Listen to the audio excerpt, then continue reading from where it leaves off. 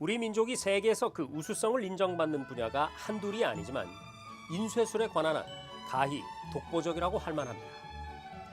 불국사의 석가탑 속에서 발견된 세계에서 가장 오래된 목판 인쇄물 무주정광 다란이경으로 세계 인쇄사를 다시 썼고, 청주 흥덕사에서 발견된 직지 신체 요절은 유럽의 구텐베르그보다 200년이나 앞선 금속 활자 인쇄술로 전 세계를 깜짝 놀라게 했습니다. 더구나 두루마리 한 권 분량인 다란이경의 경우 1500년의 세월을 거뜬히 이겨낸 우리 한지의 보존성을 보고 세계인들은 경악에 가까운 놀라움을 드러내기도 했죠. 전통 방식의 목판, 금속 활자 제조 과정과 인쇄 재본 과정을 고스란히 재현한 오늘 문화영화에서 우리 인쇄 문화의 독창성과 우수성을 눈으로 확인해 보시죠.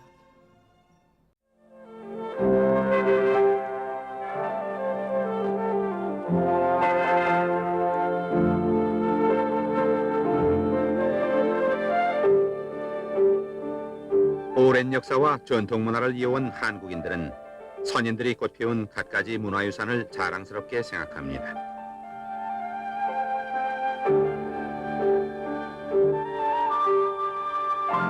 그 중에서도 특히 세계에서 가장 오래된 목판 인쇄 기술의 역사를 지니고 있다는 것과 세계 최초로 금속 활자를 발명하여 근대 인쇄 문화의 원류가 한국에서 비롯됐다는 사실에 커다란 긍지와 자부심을 갖고 있습니다.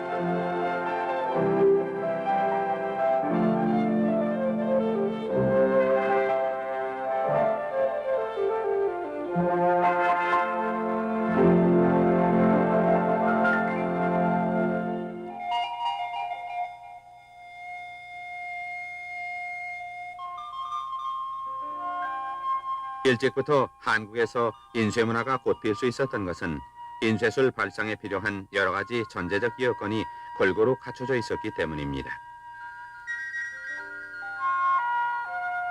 울주 천전리의 암각화, 5세기 고구려 광개토 대왕의 비석, 그리고 6세기의 신라 진흥왕 순수비 등에서 여러 형태의 그림이나 부호 또는 우리가 쓰던 한문자가 음각된 것에서 인쇄의 슬기를 얻었을 것으로 봅니다.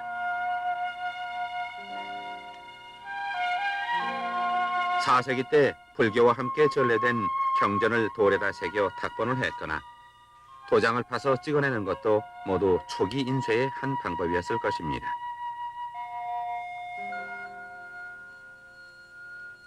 또 금속에다 문자나 그림을 처리하는 연금술의 발달, 그리고 인쇄에 필요한 질 좋은 종이와 먹물 등 갖가지 재료의 대량 확보가 가능했다는 사실도 인쇄술 발상의 주요한 바탕이었습니다.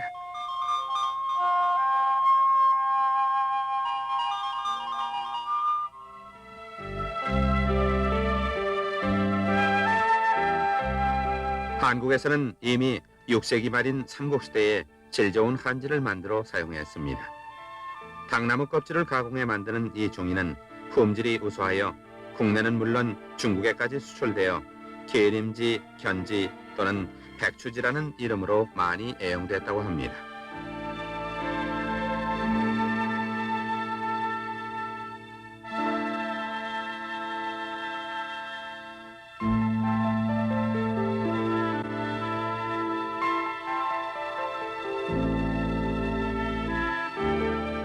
양질의 종이 생산은 필사 자료의 양산을 가능케 했고 필사본에 대한 수요의 증대는 인쇄술이라는 슬기를 낳게 하는 요인이 됐다고 할 수 있습니다.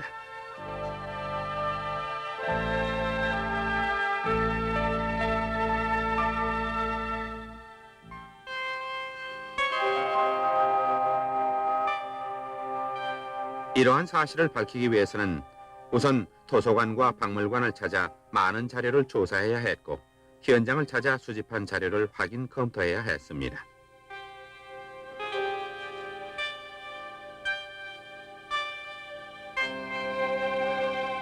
먼저 인쇄물의 연대 추정을 위해 옛 전적을 형태 서지학적으로 조사하고 활자와 인쇄된 자본을 과학적 실험 방법을 통해 고찰하는 동안 한국의 인쇄 기술이 꼭 언제 발명됐는지 그 시기를 단정하기는 어려웠으나 불교에 관한 서적의 인쇄 가능에서 시작된 것임을 알 수 있었습니다.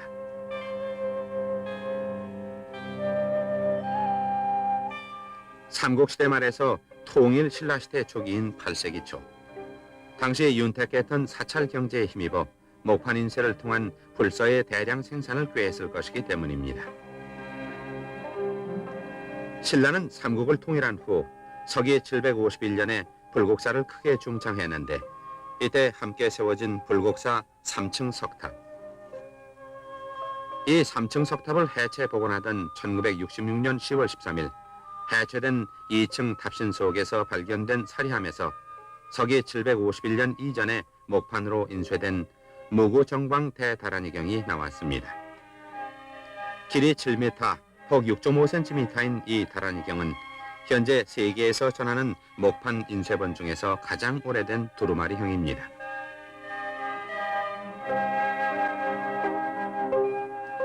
현존하는 외국의 오래된 목판본으로는 770년경에 간행된 일본의 백만탑 다란이가 있고, 868년에 간행된 중국의 금강 반야 파라밀경이 있습니다.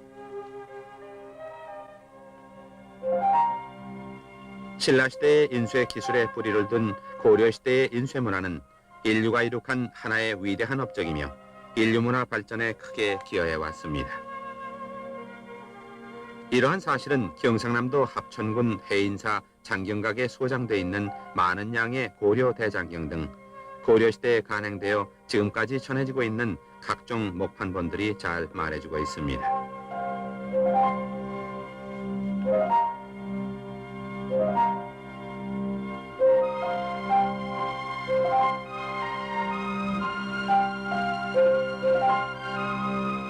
길이 240cm, 넓이 7.8cm 크기의 목판본 두루마리인 보협인 다란이경은 간행연도가 1007년임을 말해주는 기록이 명확하게 수록되어 있습니다.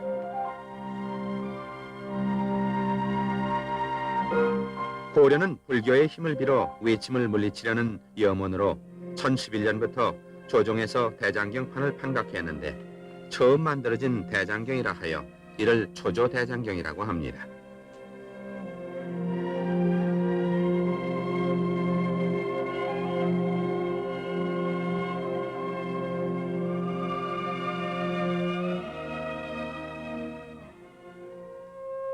고려의 고승인 대각국사 의천이 한국, 중국, 일본에서 수집한 4857권의 불경연구 주석서를 1091년에서 1101년 사이에 판각한 것을 속장경이라 합니다. 이 속장경은 그 당시까지 이룩된 불경 연구 업적을 집대성한 것으로서 이의 목록이 의천의 신편 제종 교장 총록에 수록되어 있습니다.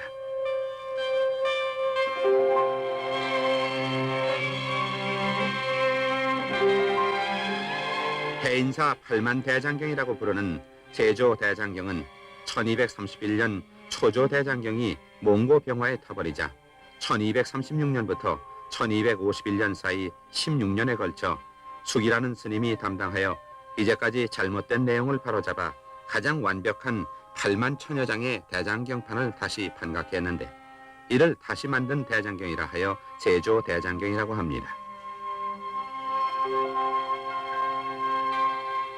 이 제조 대장경은 처음 강화도에 보관됐다가 조선조 초기에 해인사로 옮겨져 지금까지 완전하게 보존되고 있습니다. 이 경판은 조선조 초부터 최근까지 무수하게 인쇄되어 일본 등 여러 나라에서 널리 구해갔습니다.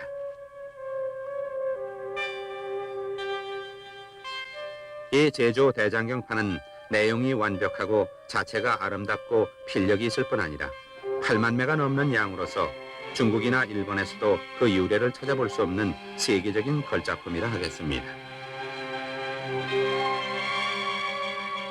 고려시대의 목판 인쇄가 사찰을 중심으로 국가나 지방관서에서도 성행했듯이 조선조에 와서도 사찰의 불경 간행과 유교의 경전, 자녀들의 교제, 개인 문집 등의 발간을 위한 목판 인쇄가 성행했습니다.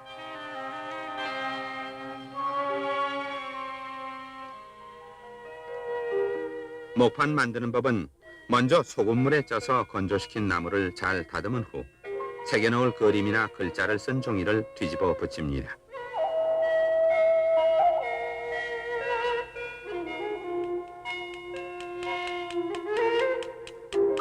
뒤집혀진 그림이나 글자를 도장 파듯이 그대로 정성을 들여 양각합니다.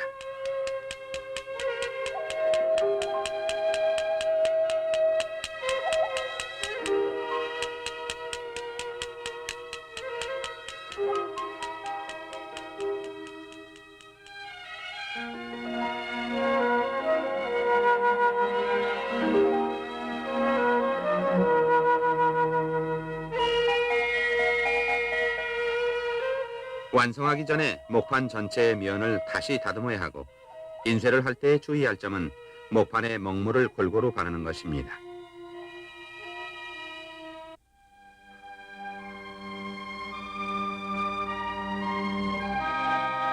고려시대의 목판 인쇄 기술은 극치에 달했으나 경비와 시간이 많이 들어 불편함을 느끼게도 했습니다.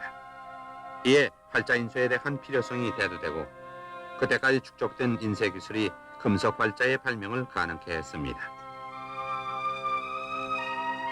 한국에서는 금속 활자를 13세기 초부터 만들어 인쇄했다는 기록이 있으나 언제 누구에 의한 발명품이라고 단정하기는 곤란합니다.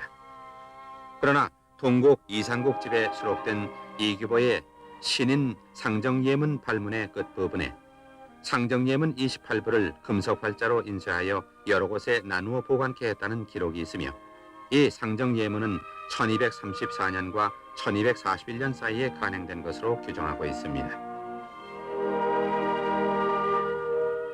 이를 뒷받침해주는 자료인 남명천 화상 송중도가라는 이 책은 금속 활자본을 다시 목판으로 인쇄한 것인데 책 마지막의 기록을 보면 1239년 이전에 금속 활자가 사용되었음은 물론 금속 활자 발명은 몽고가 침입한 1232년 이전의 사실로 추정됩니다.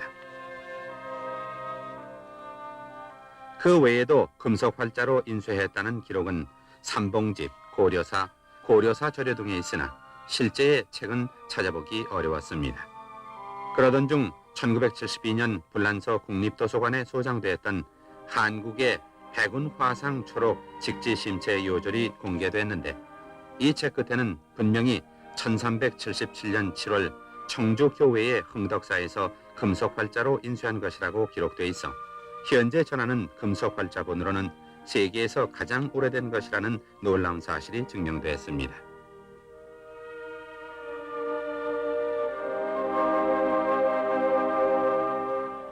이것만으로도 종전 세계 최초라고 알려졌던 독일의 구텐베르그 활자보다 60여 년 앞선 것이며 상정 예문은 200년 이상 앞서 한국은 활자의 나라로 부각됐습니다.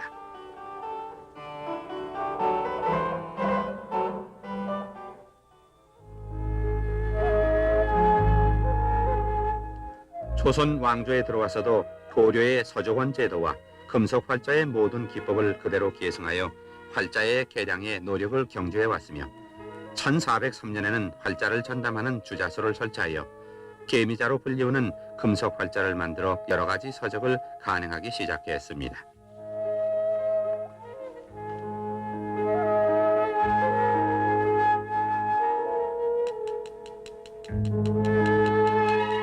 금속 활자를 만드는 방법은 먼저 인쇄할 글자를 종이에 써서 나무 토막에 붙이고 도장파는 방법으로 나무 활자를 만듭니다.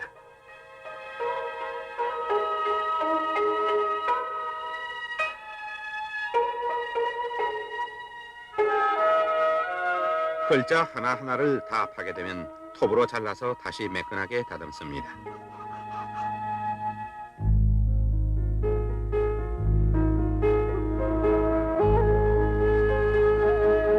다듬은 활자를 판자 위에 낱낱이 늘어놓은 다음 거푸집을 씌우고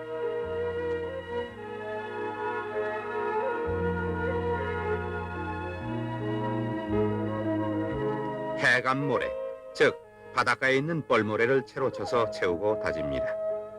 해감모래가 채워진 거푸집을 뒤집어서 다른 거푸집의 해감모래와 서로 엉겨붙지 않게 숟가루를 뿌린 다음 그 거푸집을 다시 맞물려 덮고 해감모래를 채우고 다집니다.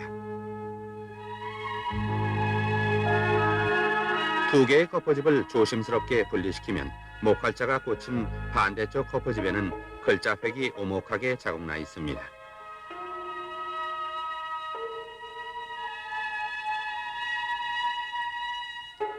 이때 목활자가 박힌 거퍼집에 나뭇가지 모양의 쇠물집을 만들고 목활자를 조용히 흔들어주면서 조심스럽게 빼내고 깃털로 부스러기를 털어냅니다.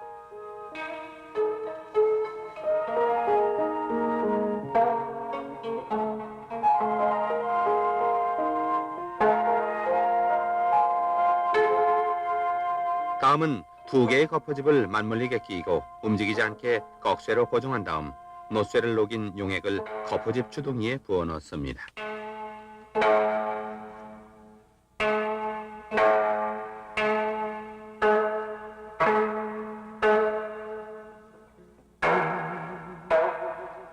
잠시 후 노쇠물이 식은 뒤 양쪽 거퍼집을 떼어내면 나뭇가지 모양의 노쇠 활자가 열매처럼 달려 있습니다.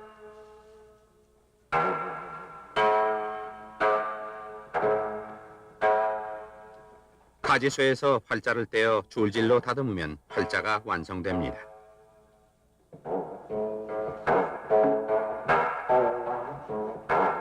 책을 만들기 위해 조판을 하려면 우선 책 한 장분의 활자를 다 찾아놓고 판짜기를 합니다.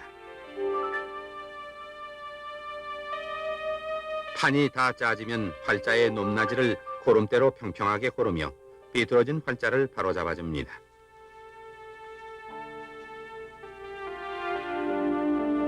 활자판이 다 되면 자판에 들깨기름과 함께 끓인 먹물을 고르게 칠한 다음 종이를 대고 적당히 문질러서 떼어내면 활자 자국이 종이에 선명하게 인쇄됩니다.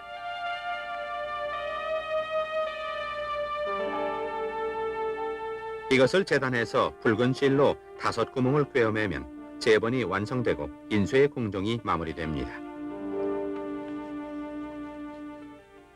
조선 왕조 시대에 처음 금속 활자를 만든 것은 1403년의 개미자인데 활자의 모양은 초기의 것이라 약간 미숙한 편입니다.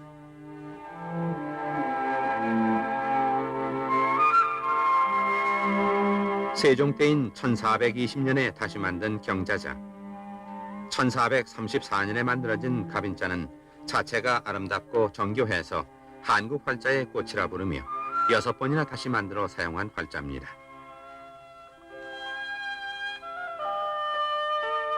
갑인자 인쇄가 절정에 이를 때 세종대왕은 한국의 문자인 한글을 창제하고 1447년에서 1449년 사이에 월인 천강지곡과 석보상절 등을 인쇄했는데 이때에는 한글 활자를 한문 활자와 섞어 사용했습니다. 1436년에 만든 병진자는 사정전 후원이 자치 통감 강목 등을 인쇄한 납활자입니다. 동국정운자는 1448년에 동국정운이란 책을 만들기 위한 것이고 경어자는 안평대운자라고도 합니다. 의례자는 강의한 글씨의 활자이며 임진왜란 당시 일본인들이 많이 가져간 활자입니다. 이 밖에도 조선조 때에는 훈련도감자, 무신자, 실록자, 전사자 등 20여 종이 넘는 금속 활자를 계속 만들어 19세기 초여까지 사용해왔습니다.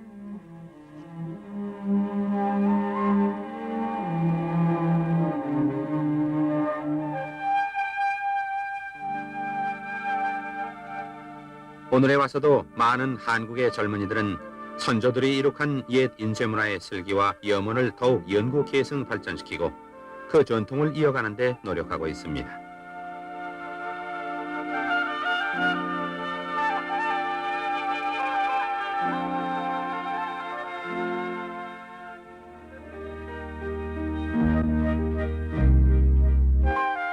세계 인쇄문화 사상 제일 오래된 목판본이 서기 751년 한국에서 간행됐고 13세기 초에 한국에서 세계 최초로 금속 활자를 발명, 우리 민족이 세계 인류문화 발전에 크게 공헌했다는 사실을 주목하고 한국의 역사와 문화를 새로운 각도에서 다시 조명하고 평가해야 할 것입니다.